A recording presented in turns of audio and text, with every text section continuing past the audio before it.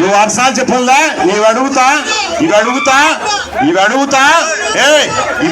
నువ్వు ఇవి అడుగుతా చెప్పు నీకు ధైర్యం ఉంటే ఇంకోట్రా కొట్లాడకు కొట్లాడాల్సిన అవసరంలా ఏం పేరు రా ఎక్కడ పాని ఉండమ్మా చక్రపాణి నువ్వు ధైర్యం ఉంటే నీ చక్రపాణి ఉండమ్మా తాచి పనులే వచ్చే నీకు ధైర్యం ఉంటే చెప్పు నీ చక్రపాణిని పట్టుకురా పో మీరు అరసకుని ఉంటారు లేదా ఊకుండు బెదిరిస్తే బోడిగాడు వాడు బెదిరిస్తే భయపడతా అనుకుంటున్నావా ఓట్లే అడుగుతా నువ్వు ఏం చేసినా కూడా అడుగుతా నువ్వు ఏం చేయలేను కూడా అడుగుతా అడిగే హక్కు నాకుంది నువ్వు రా చెప్పుదురా బండి ఎక్కిస్తా లేకపోతే నీ అరుగెక్కుదురా చెప్తురా దిగ్గులేని నాయనలారా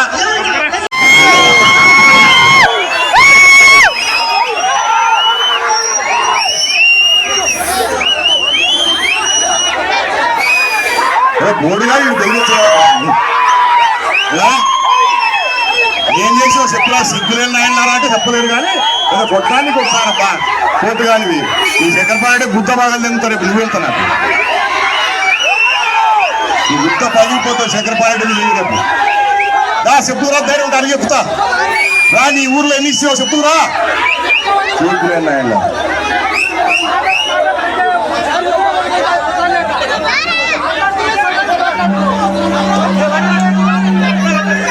పిలుచుకోవచ్చుకోపో నీ చక్రపాణి పిలుచుకోవచ్చుకోపో తమ్ముడు ఈయనే ఉంటా పిలుచుకోవచ్చుకోపో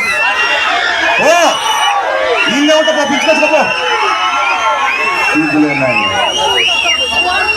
ఇళ్ళ పట్ట పిలుచుకోవచ్చుకోపో అడుగుతా ధైర్యం ఉంటే పిలుచుకోవచ్చుకోపో ఈ ఊరు ఉంటే పిలుచుకోవచ్చుకోపో చక్రపాణి పిలుచుకోవచ్చుకోపో నువ్వేం తాగుతావు నాకు నువ్వేంటికి ఎంటికి కూడా సరిపోవు నువ్వు పోయి నీ ఏంటో చక్రపాణి పిలుచుకోవచ్చుకోపో నీ ఇంటికి కూడా సమానం కాదు నేను కూడా మాట్లాడుకోలే చక్రపాణి పిలుచుకోవచ్చుకోపో శాతం అయితే సిగ్గులేని నాయనలారా మళ్ళీ పెద్ద బెదిరిస్తున్నావు కోర్టు కాలేదు ఇక్కడ ప్రజలకు ఏం చేసావు చెప్పండి అంటే చెప్పేదిలే పిలుచుకోవచ్చుకోపో చక్రపాణి రెడ్డిని నీకు ధైర్యం ఉంటుంది ఎవరికి చెప్పుదురా ఎన్ని పట్టాలు ఇచ్చారా మీ ఊర్లో ఎన్ని ఇచ్చారమ్మా పట్టాలు జనాలకు ఎన్ని పట్టాలు ఇచ్చారో చెప్పావా నీకు మొగలను అది చెప్పలేరు ఎన్ని తెంగినా చెప్పావను అది చెప్పలేరు మీరు పెద్ద మాట్లాడతారు ఇక్కడ పోటుగాల వారు పుట్టరాశంలో విసరణ కుంపరగాలు ఎంటికి కూడా సమానం కాదు ప్రజలైతే బయటిస్తావు నన్ను బయటిస్తావు ఎంతరా నీ అర్హత చెప్తా నీ కథ చెప్తలే బాగా ఉండండి ధైర్యంగా ఉండండి చెప్తా బిడ్డ మీ కథ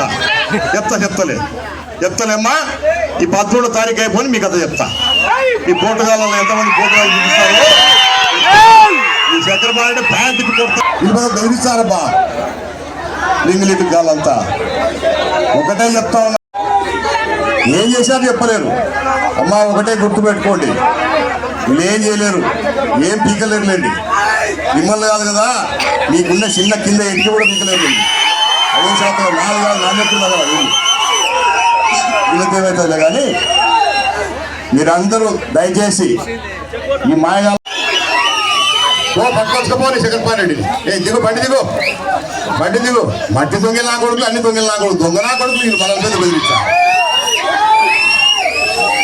ప్రజలకు ఏం సేవ చేసినా చెప్పుకుంటే తమ్ము ధైర్యం లేదు ఇలా పీకులేని ఆయన ప్రభుత్వం వస్తుంది ప్రజల ప్రభుత్వం వస్తుంది దొంగనాయల ప్రభుత్వం పోతా ఉంది అందుకే శాతగాన్ని ఆయన కొట్లాటలు పెట్టుకుంటే ఏదో పెద్ద వీరులు అనుకుంటున్నారేమో ప్రజలకు పని చేసే దాంట్లో ఛాలెంజ్ ఉండాలి మనిషికి నేను ఈ పని మాట ఇచ్చిన ప్రజలకు ఈ మాట నేను నిలబెట్టుకున్నా అని చెప్పేవాడు నాయకుడు మునవకుడు కాదు నాయకుడు అర్థమైందా మేము చేసినాం తెలుగంగా పుట్టిన నుంచి 2 కార్లకు నీళ్ళు ఇచ్చినాం ఉండవోపిన ఎందుకు నీళ్ళు ఎందుకు రైతులకు నీళ్ళు లేవా చంద్రబాబు వస్తే వానలు రావంట వీళ్ళు వచ్చి పెద్ద వానలు వస్తాయంట వానలు పడి రిజర్వాయర్లు నీళ్ళు ఉంటే ఉండవోపిన ఎందుకు 2 కార్లకు నీళ్ళు ఎందుకురా నీళ్ళు? రైతులంతా ఎందుకు ఎండగడుతున్నావు? 4 ఏళ్ళ నుంచి నీళ్ళు లేవే, సిగ్గు లేదా నీకు? నీ పొలం కూడా ఉంది కదా, ఎండబెట్టుకున్నావే. అది చెప్పండి శాతం కాదు. ఏం బోడీల పథకాలు పెట్టావు దీంట్లో? రా చెబుతురా, ఎన్ని పథకాలు రాసావో ఈ చక్రపారెడ్డిలో. శ్రీశైల దేవతాల గోపురం కూడా వేసినాడు, ఈయననే కట్టించాడ.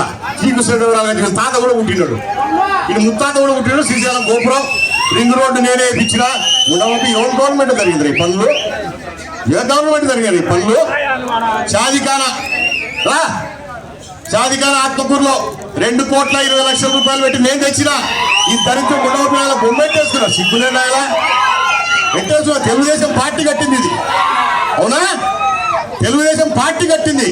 దరిద్రుడా అంటే ఎవరికో ఉడితే ముద్దు పెట్టుకుంటావా ఎత్తుకొని? సిగ్గులేనాయలా, సిగ్గులేనాయలా. మళ్ళీ బీరు పేరుతో మాట్లాడుతోలే ఏదో పోటుగానే బాబా. ఎదురు ఎలవట్ల శాంతి ఎత్తరా కొడుకులారా. ఏదో నందిబొమ్మ మహానందిలో ఎవడో దాత నందిబొమ్మ ఇస్తే ఒకసారి 2 కోట్లు పెట్టి అంటాడు, ఒకసారి 3 కోట్లు పెట్టి అంటాడు. 30 రూపాయలు కూడా పెట్టలేదు నా కొడుకు. వీడు చెప్తాడు బొమ్మ వేసుకున్నాడు. సిగ్గులేనాయలా. ఏం కట్టించినా అంటే సచివాలయం కట్టించాడు. పాపం పంచాయతీ ఆఫీసులు మన ఊళ్ళో లేవు. ఇంతకుముందు కదా, ఇంతకుముందు సర్పంచ్ ఎవడు కాదా, పంచాయతీ ఆఫీసు లేదు మన ఊళ్ళో. అండ్ అంగన్వాడీ పడిపోతుంది, మునోటి కొత్తది కట్టివచ్చు కదా. అది శాత కాదు. దారిద్రపు నాయన ఉండరా బెదిరిస్తారు మీరు. నీ పని చేశామని చెప్పు, నేను కూడా వింటా. నా గ్రామానికి ఇది చేశాను చెప్పు, వింటా. తప్పుంటే ఒప్పుకుంటా. సిగ్గులేని నాయనరా బెదిరిస్తారా? ఇప్పుడు మీ ఊళ్ళో ఏమన్నా మా ఊళ్ళో అనుకుంటున్నా? ఎవరనుకున్నారా బిడ్డరాశేయుడు అంటే? కోట్ల మంది బెదిరిస్తారు. ఈ చక్రపారెడ్డికి ప్యాంట్ ఇప్పి కొట్టే టైం దగ్గరకు వచ్చింది. నువ్వే కదా 50 సార్లు చెప్తున్నా. స్కూల్ చూడు, స్కూల్ చూడు. వద్దురా రా, నన్ను రమ్మని బయటకు వచ్చి చూడమని. స్కూల్ ఇంటి పక్కనే ఉంది. ఏదో కోటుగాని మాది మాట్లాడతా. దానితో ఈ కాలం చేసే గుత్త బాగా లేవుతుంది. మర్యాద ఉండదు, మర్యాద ఉంటే లోపల ఉండు. గుత్త పదుతాయి. ఏమనుకుంటున్నారా మీరు? బెదిరిస్తారా కదా మీరు?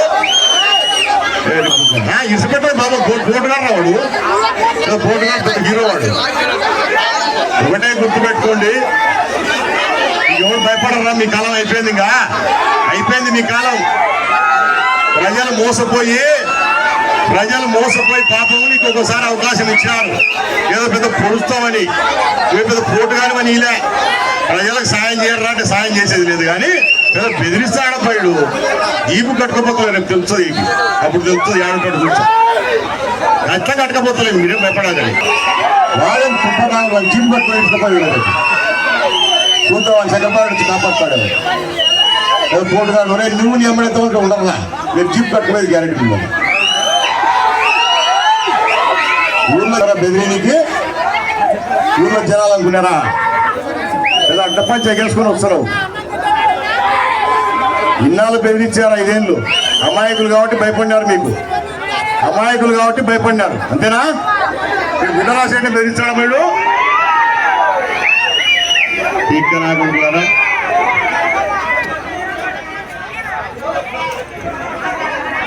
వాడే ఊరు విసిపి తగ్గిపోయి నాకు వీడే ఉంటాడు ఊరు. సరే అమ్మా, అయిపోయింది, వదిలేయండి. వాళ్ళకంతా నేను చూసుకుంటలే. మీరు ఎవరేం భయపడాల్సి పనిలే. ఈ ఊళ్ళో అందరికి కూడా చెప్తారా, ఎవడే కానీ భయపడాల్సి పనిలే. బిడ్డరాశేయుడు ఉన్నాడు, అది గుర్తుపెట్టుకోండి.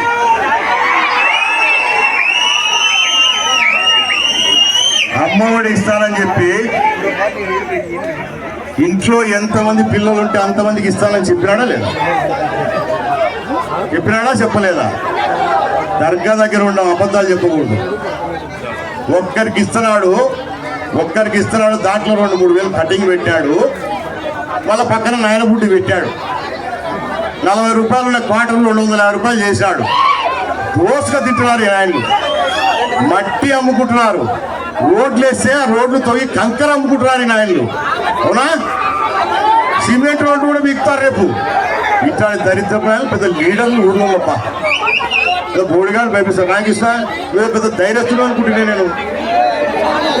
తుంపరగాలలో భయపించాను అన్న అనుకుంటాను. నా ఎమ్మడి ఇట్టుకొని పనికిరాదు. ఎనకొండు కొంచెం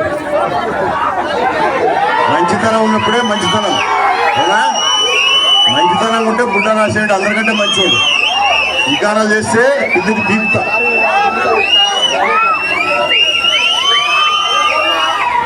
రేపు మనం అధికారంలోకి